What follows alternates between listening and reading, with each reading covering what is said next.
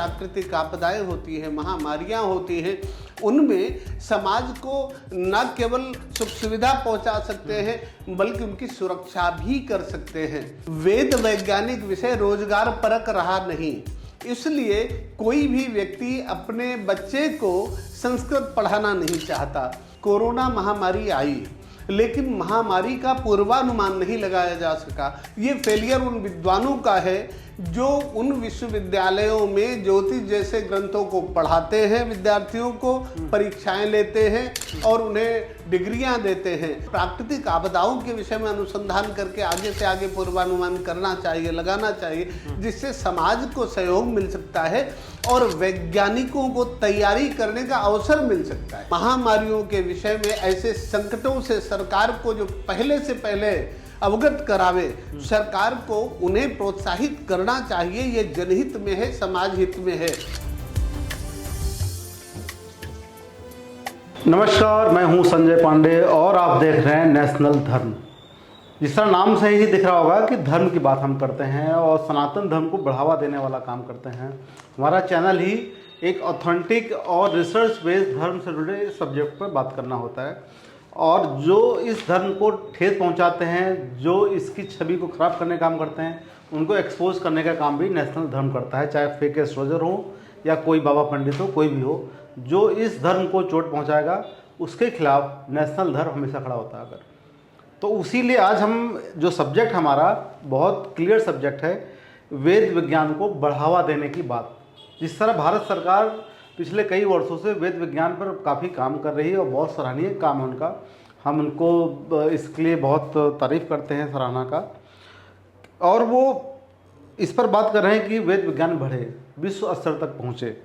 तो इसी सब्जेक्ट पर आज हम बात करेंगे और मेरे साथ मौजूद हैं जाने माने विशेषज्ञ आचार्य शेष नारायण वाजपेयी जी, जो PhD हैं BHU से, बनारस से। उनका हम बहुत स्वागत करते हैं। जी नमस्कार। आचार्य जी, जिस तरह हम देख रहे हैं कि भारत सरकार वेद विज्ञान को बढ़ावा देने का बहुत भरसक प्रयास कर रही है, काम कर रही है और इसके लिए बहुत से विश्वविद्यालयों में उनके अलग अलग इसके विभाग भी बना दिए गए हैं और बाकी सब्जेक्ट की तरह इन सब्जेक्ट भी बड़े बड़े विशेषज्ञ वहाँ पढ़ा रहे हैं, बातचीत कर रहे हैं, इसको बढ़ाने का काम कर रहे हैं। तो इसमें आपको क्या लगता है, क्या इसका कोई प्रभाव भारत पर पड़ने वाला है कि सिर्फ यूँ ही पढ़ाई हो रही है? संजय जी, पहली बात तो आपको बधाई इसलिए कि आप धर्म के विषय को इतनी मजबूती से उठाते हैं। पहले आपने ज्योतिष विज्ञान के विषय को उठाया, निस्संदेह इसके लिए आपका नेशनल खबर चैनल जो है वो बड़ा प्रशंसा का पात्र है कि इस विषय को लोग इतना काल्पनिक मानते हैं, मनगढ़ंत उठाते हैं और इसमें बहुत आवश्यकता है ऐसे जागरूक पत्रकारों की। अब बात रही वेद विज्ञान के विषय में, निस्संदेह भारत सरकार ने वर्तमान समय में बहुत प्रयत्न किए हैं वेद विज्ञान को आगे बढ़ाने के लिए। कम से कम हम इतना तो कह ही सकते हैं कि अभी तक संस्कृत से जुड़े विद्वान जो ये कहा करते थे कि संस्कृत विद्या की उपेक्षा हो रही है, सरकार इधर ध्यान नहीं दे रही, नहीं हम बहुत बड़े बड़े काम कर सकते थे, हम अनुसंधान करके बहुत कुछ नई खोजें ला सकते थे जिससे जनता का भला किया जा सकता था। मोदी सरकार में अगर देखा जाए तो ये उन्होंने शिकायत समाप्त कर दी है। अब ये नहीं कहा जा सकता कि सरकार सहयोग नहीं कर रही, निस्संदेह है। अब जो ऐसे विषयों से जुड़े विद्वान हैं, गेंद उनके पाले में है कि वो कितनी अधिक मेहनत करके, परिश्रम करके और इस विषय की अच्छाइयों को, इस विषय की शक्तियों को, इस विषय की दूरदर्शिता को समाज तक लाकर समाज को लाभान्वित कर सकते हैं। जैसा कि आपने चर्चा की कि विश्वविद्यालयों में वेद विज्ञान या ज्योतिष विज्ञान एक सब्जेक्ट के रूप में पढ़ाया जाता है। निस्संदेह है वहाँ भी सामान्य विद्यालयों की तरह ही वहाँ भी ज्योतिष के प्रोफेसर रीडर होते हैं, उनकी भी उसी प्रकार की सैलरी होती है और जैसा अन्य विश्वविद्यालयों में है, अन्य विभागों के लिए है, और उन्हें भी उसी प्रकार की सुख सुविधाएं मिलती हैं। वो चाहे तो अनुसंधान करें, उसके लिए भी सरकार सहयोग करती है। लेकिन अगर उन विश्वविद्यालयों में नियुक्त प्रोफेसर रीडर योग्य हैं और वो परिश्रमी हैं, उनका इस विषय से लगाव है और वो करना चाहे तो अनुसंधान करके समाज को नई नई चीज़ों से लाभान्वित कर सकते हैं। और जैसे प्राकृतिक आपदाएं होती हैं, महामारियां होती हैं, उनमें समाज को न केवल सुख सुविधा पहुंचा सकते हैं बल्कि उनकी सुरक्षा भी कर सकते हैं। तो ये उनके हाथ इसका यही सवाल है सर, जिस तरह ये बता रहे हैं आप कि बाकी पढ़ाइयाँ तो दिखती हैं, कोई इंग्लिश पढ़ रहा है, कोई मैथ पढ़ रहा है, कोई साइंटिस्ट बन रहा है, कोई वो सब तो हमें सामने दिखाई पड़ता है। और विज्ञान जितना रिसर्च किया, हमारा साइंटिस्ट जितने आगे पढ़ाई किया, उन्होंने रिसर्च की, खोज की, आज वो विज्ञान चांद पहुंच गया, भारत चांद पहुंच गया। जी जी जी। तमाम तरह के गैजेट्स नए लॉन्च हो रहे हैं, मोबाइल फ़ोन लॉन्च हो रहे हैं, तमाम से रिसर्च सामने भारत में दिखाई पड़ रहा है। लेकिन वेद विज्ञान जिस तरह बता रहे हैं कि विश्वविद्यालयों में पठन हो रहा है, विभाग बना दिया गया, तो आपने या सरकार ने कभी ये जानने की कोशिश की कि उस विभाग में जो बनाया गया है उसका पठन के लिए कितने लोग उसमें एडमिशन ले रहे हैं तो पढ़ाई हो रही नहीं हो रही है, और उस पढ़ाई का या उस रिसर्च का भारत में क्या समाज पर कोई असर पड़ भी रहा है? कुछ दिखाई तो ऐसा कुछ पड़ नहीं रहा है।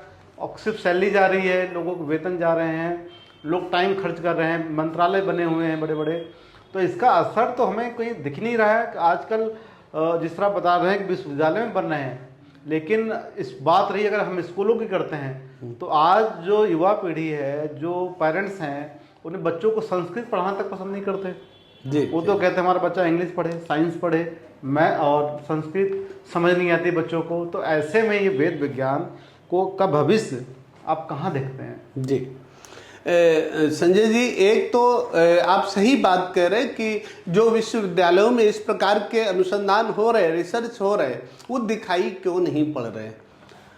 उसका कुछ कारण है कि अभी तक चूंकि वेद वैज्ञानिक विषय रोजगार परक रहा नहीं, इसलिए कोई भी व्यक्ति अपने बच्चे को संस्कृत पढ़ाना नहीं चाहता। और अगर वो पढ़ाएगा नहीं और इसके बाद वो चाहता है उसे विद्वान ज्योतिषी मिले, विद्वान वेदज्ञ मिले, विद्वान मंत्रवेत्ता मिले, कैसे मिले? वो अपने बच्चों को पढ़ाना ही नहीं चाहता। और वो लोग पढ़ते हैं जो 10th में या 12 में जाके फेल हो जाते हैं, वो फिर उधर जाते हैं। ऐसे लोग अगर किसी प्रकार से आचार्य अर्थात एमए वगैरह कर भी लेते हैं तो वहाँ जाकर रिसर्च करने की क्षमता तो नहीं रखते, तो नहीं कर पाते। विभाग चलाने हैं तो उनकी नियुक्तियाँ की जाती हैं, वो किसी प्रकार से जो पढ़ा पा रहे हैं वो पढ़ा लेते हैं, तो रिसर्च जैसा जो परिष्करण होना चाहिए वो वहाँ से निकल नहीं पा रहा है। इसके लिए थोड़े और अधिक जिम्मेदारी निभाने की बात है। ये तो जो आप बता रहे हैं इसका मतलब है ये सरकार का फेलियर है और सरकार इस पर कोई निगाह नहीं रख रही है, ना ही जांच कर रही है कि कोई अगर कहीं हमारा परिवार है, आपका परिवार है, कहीं हम 10 रुपये खर्च करते हैं तो हम नगाह रखते हैं क्या 10 रुपये का कोई फ़ायदा हुआ नहीं हुआ। कुछ इन्वेस्टमेंट करते हैं तो उसका रिजल्ट हमें पता होता है कि यहाँ हम प्रॉपर्टी में निवेश कर रहे हैं, कहीं कर रहे हैं, तो हमें पता होता है कि ये घाटा होगा, नुकसान होगा। घाटा होगा तो उसको हम बंद कर देते हैं। जी जी। सरकार तो फिर इसका मतलब है कि हमारे टैक्स के पैसे, भारत के टैक्स के पैसे को बेफजूल बेवजह खर्च कर रही है जहाँ कोई रिजल्ट नहीं दिखाई पड़ रहा।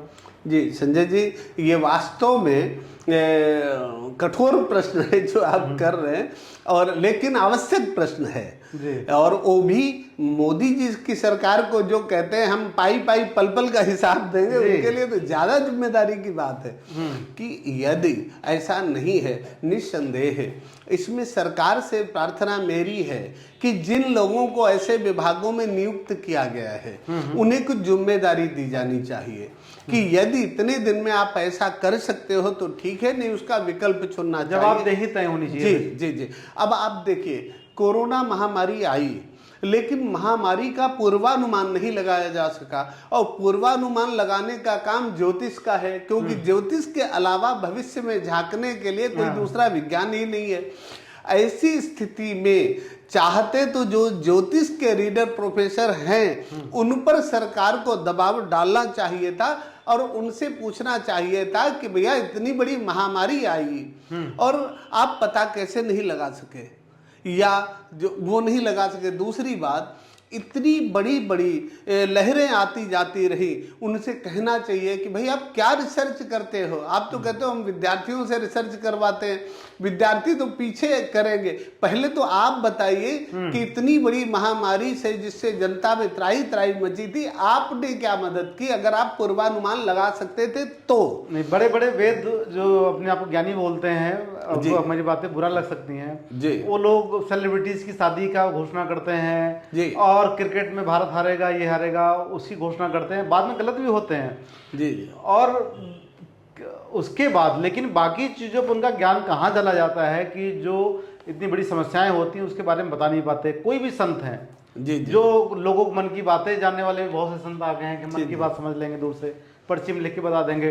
तो ये सब चीज़ें तो ठीक है, टीवी में देखने में, मोबाइल पर देखने में, सोशल मीडिया में देखने में, व्यूज लाने में जरूर अच्छा लगता होगा, लेकिन सच्चाई, धरातल सच्चाई जो होती है, जमीन में हकीकत, वो कुछ और होती है और उसका कोई उद्देश्य दिखता नहीं। जिस तरह आप बता रहे हैं वेद विज्ञान की पढ़ाई, तो सरकार का कोई तो औचित्य होगा, कोई इसका कुछ तो होगा, उद्देश्य होगा कि ये विभाग क्यों चला जा रहा है, इसका निष्कर्ष क्या निकलने वाला है। बड़े बड़े वेद ज्ञानी को या तो मौका दिया जाए वहां पर बढ़ाने का, जो रिजल्ट दे पाए, उसका भी सिलेक्शन प्रोसेस कुछ होना चाहिए। बिल्कुल, एक प्रोसेस होना चाहिए। और यहाँ सरकार का फेलियर तो हम नहीं कहेंगे, सरकार जितना कर सकती थी उतना किया। ये फेलियर उन विद्वानों का है जो उन विश्वविद्यालयों में ज्योतिष जैसे ग्रंथों को पढ़ाते हैं, विद्यार्थियों को परीक्षाएं लेते हैं और उन्हें डिग्रियां देते हैं। ये सबसे बड़ा प्रश्न खड़ा होता है, जब आप खुद नहीं पढ़े होंगे तो आप कैसे पढ़ाएंगे?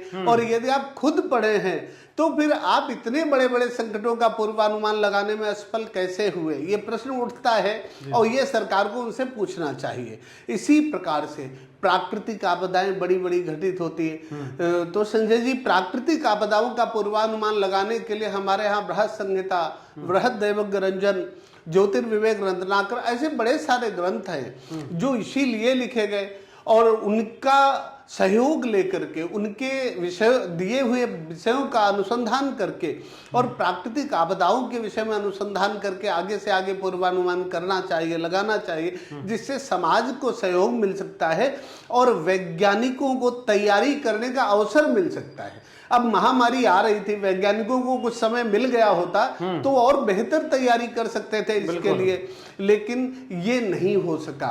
और एक बात आपने पर्ची बनाने की कही, यहाँ भी मैं सरकार को फेलियर क्या कहूँ, प्रश्न तो कर ही सकता हूँ, साथ में खड़ी है जी, कि अगर किसी पर्ची बनाने वाले इस व्यक्ति की भीड़ को देख करके और सरकार उसे सुरक्षा मुहैया करा देती है, ये नहीं भूला जाना चाहिए। इनफैक्ट उनके मंच पर सरकार होती है जी, कि अगर उन्हें 10 या 15 लोगों को लगाया गया उनकी सिक्योरिटी में, तो ये भी याद है कि वो सिक्योरिटी का पैसा जनता को देना पड़ता है। तो जनता के लिए हर कार्य सरकार का जनता के हित की कसौटी पर कसा जाना चाहिए। तो अगर कसा जाए तो वो लोग केवल बाजीकरण उस तरह का कर सकते हैं, किसी के मन की बात बता देना। और संजय जी, इसमें एक बहुत बड़ा धोखा छिपा है।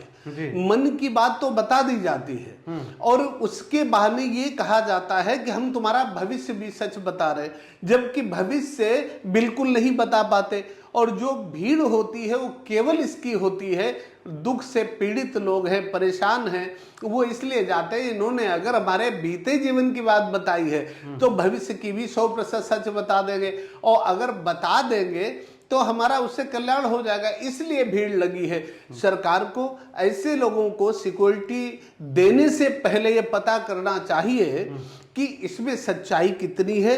पहली बात तो यदि सच्चाई नहीं है तो वो सामने लाना चाहिए, समाज खुद ही जाना बंद कर देगा। और यदि सच्चाई ले आवे और फिर लगे तो सिक्योरिटी उपलब्ध करावे, लेकिन उससे जनता का हित कितना होता है ये सरकार को सामने रख के चलना चाहिए। जी, इस सब्जेक्ट हम अगला एपिसोड बनाएंगे, जिस पर बातचीत हुई थी हमारी आपसे, तो उसमें हम बात करेंगे। लेकिन अब बात आती है वो वेद विज्ञान। जी, वेद विज्ञान को बढ़ाने के लिए सरकार को क्या कदम उठाना चाहिए? बहुत से मीडिया संस्थान भी हैं जो इसको बढ़ावा देते हैं, बहुत से संस्थाएं ऐसी हैं जो इसको बढ़ावा देने का काम करती हैं, तो उनके प्रति सरकार नज़रअंदाज नजर आती है कि उनकी तरफ ध्यान नहीं देती।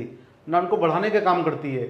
जो लोग सनातन धर्म को, वेद विज्ञान को बढ़ाने का काम कर रहे हैं, ठीक है पढ़ाई हो रही है, कोई रिजल्ट दिखाई नहीं पड़ रहा है, कुछ लोग कर रहे हैं, तो उनके लिए तो सरकार को तो आगे आना चाहिए कम से कम। जी संजय जी, इस विषय में मैं ही यदि बोलूं तो मैंने महामारी के विषय में हर पूर्वानुमान सरकार को भेजा, लेकिन उधर कोई सुनने पढ़ने वाला नहीं है। हाँ, एक उदाहरण आप ही हैं। जी, और मौसम का 3 वर्ष तक हमने पूर्वानुमान मौसम विज्ञान विभाग को उनकी सहमति से भेजा। आज भी मेले वो है, लेकिन वो लोग रुचि नहीं लेते, कह देते हैं विज्ञान नहीं है। ये तो बात है कि सरकार को ऐसा कोई तो चैनल बनाना चाहिए कि जो इस क्षेत्र में वास्तविक रूप से अनुसंधान कर रहे हैं, सरकार उन्हें लेकर के और समाज को लाभान्वित करावे उनसे। दूसरी एक व्यवस्था ये है कि सरकार को इसमें करना क्या चाहिए। प्राचीन काल में जब राजा लोग थे संजय जी, आपने सुना होगा राज ज्योतिषी हुआ करते। जी जी। तो राज ज्योतिषी उस समय डिग्रियां तो मिलती नहीं थी, ऐसा कुछ होता नहीं था। राज ज्योतिषियों की नियुक्तियां ऐसे होती थी कि जिसने कहा मैं बहुत बड़ा ज्योतिषी हूं, तो राजा लोग उनकी परीक्षा के लिए कुछ न कुछ इस प्रकार के कार्य किया करते थे, उनसे भविष्यवाणियां करवाते थे। अच्छा बताओ कब पानी बरसेगा। अब उन 10 में से 10 ने बताया, जिसकी बात सही निकली वो राज ज्योतिषी हो गए। जिनकी 5 भविष्यवाणियां सिद्ध हो गए वो महाराज ज्योतिषी हो गए। तो इस प्रकार से सरकार को चाहिए कि जो कौन अच्छा ज्योतिषी है, इसकी नियुक्ति के लिए प्राकृतिक आपदाओं, रोगों, महारोगों या महामारियों के विषय में ऐसे संकटों से सरकार को जो पहले से पहले अवगत करावे, सरकार को उन्हें प्रोत्साहित करना चाहिए। ये जनहित में है, समाज हित में है। और इसी प्रकार से संजय जी एक बहुत बड़ी बात है, अभी आपने कहा कि अगर विज्ञान के विषय में अनुसंधान होते तो दिखाई पड़ते हैं कि वो चंद्रमा पर पहुंच गए, वो मोबाइल बनाए गए। ऐसे इसमें आपको अब की वाली बात बोलूं कि अपने यहाँ आगम तंत्र में या वैदिक कर्मकांड में ऐसे ऐसे यज्ञों का विधान मिलता है कि जो जिनके द्वारा प्राकृतिक आपदाएं रोकी जा सकती है, उनके प्रभाव को कम किया जा सकता है, महामारी के प्रभाव को घटाया जा सकता है। हमारे ऐसा ऐसा मंत्र विज्ञान है। और संजय जी मैं इसी पर अनुसंधान कर रहा हूं, तो मैं करके देखता हूं कि ऐसा है क्या, हो सकता है क्या। तो दूसरी लहर थी, सरकार के किसी व्यक्ति ने हमसे कहा किसी यज्ञ के द्वारा संभव तो आप ऐसा करिए। तो मैंने केवल किया ही नहीं, पहले 19 अप्रैल 2021 को हमने प्रधानमंत्री जी की मेल पर भेजा कि मैं कल से एक यज्ञ का शुभारंभ करने जा रहा हूं 11 दिन के लिए, और 11वें दिन हर हाल में महामारी जनित संक्रमण कम होगा। तो 11 दिन 2 मई से होते थे, 2 मई को संक्रमण कम हो गया, ऐसा गूगल इंडेक्स में भी है। तो मैं अपनी तारीफ नहीं कर रहा हूं संजय जी, हमारे आप सभी के पूर्वजों ने इतनी बड़ी ज्ञान राशि, इतनी बड़ी तपस्या करके इतने बड़े बड़े बहुमूल्य तत्व खोज कर रखे हैं। यदि हम लोग आज भी अनुसंधान करें और उनका सब प्रयोग अगर उस प्रक्रिया को करते हैं तो उनका प्रभाव अभी भी दिखाई पड़ता है।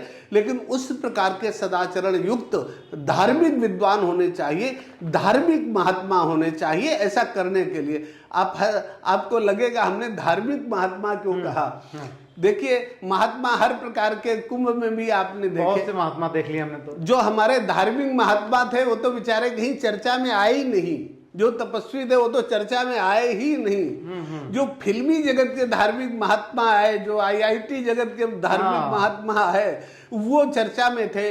कुछ लोगों को ऐसा भी देखा गया कि जब सरकार के मंत्री जाएं तो अपने अपने मंत्री थे, अपने अपने राजनीतिक दल थे, उनके अपने अपने बाबा थे, और वो बाबा लोग अपने अपने मंत्रियों नेताओं को गंगा जी में स्नान कराते देखे जाते थे। PR कंपनी टाइप से। जी, क्या आपने पहले कभी देखा था कि कोई साधु संत इस प्रकार से चमचागिरी करे। राजा लोग जाते थे तो दंडवत प्रणाम करते थे, यह राजाओं का कर्तव्य होता था वो प्रणिपात करें। कोई साधु संत अगर कभी इस प्रकार से चाटुकारिता करे साधुत्व में कहीं जरूर कुछ कमी है। इसलिए साधु संत जो हमारे तपस्वी थे, जो साधक थे, वो अपने आसनों पर साधना कर रहे थे, और हमारे जो मंत्री हैं इसमें उनकी गलती नहीं है, उनकी कमी नहीं है। वो तो गए, वो तो दंडवत बार बार कर रहे थे, लेकिन दंडवत को पचा वही सकता है जो तपस्वी हो। जो तपस्वी नहीं हो, नहीं पचा पाता है, वो स्थिति देखने को मिली वहां। चलिए, हो सकता है कि आपकी ये सब बातें जो हैं सरकार तक पहुंचे, और जो वेद विज्ञान की पढ़ाई हो रही है उस पर सरकार अपनी नज़र लगाए, और उसका रिजल्ट क्या निकल रहा है वो दिखना भी चाहिए, क्योंकि पैसे, टैक्स से पैसे हमारे आपके हैं, उसको और कहीं लगाया जाए, या वहाँ परिवर्तन किया जाए, कुछ ज्ञानी लोग को बैठाया जाए जो जिससे परिवर्तन आए, बदलाव आए, वहां जवाबदेही सुनिश्चित, जवाबदेही, क्योंकि रिजल्ट ओरिएंटेड कोई भी काम होगा तभी दिखेगा, अदरवाइज उस तरह के पैसे और फंड की बर्बादी के अलावा और कुछ भी नहीं हो सकता ये। ठीक, तो चलिए, मिलते हैं आपसे अगले एपिसोड में। बहुत बहुत धन्यवाद नमस्कार। आपका। तो आप नस्ल खबर देखते रहिए, और जो लोग नाराज हुए हैं हमारे किसी बात से या आचार्य जी की बात से, तो अपने गुस्सा हमारे कमेंट बॉक्स में निकाल सकते हैं। उनके सवाल का भी हमारा जवाब देंगे, हमारा फर्ज है वो जी। एक मीडिया प्लेटफॉर्म है, और आपके हर सवाल का जवाब दिया जाएगा। आपको भी कोई बात कहनी है, आप भी कहिए। ठीक जी, धन्यवाद।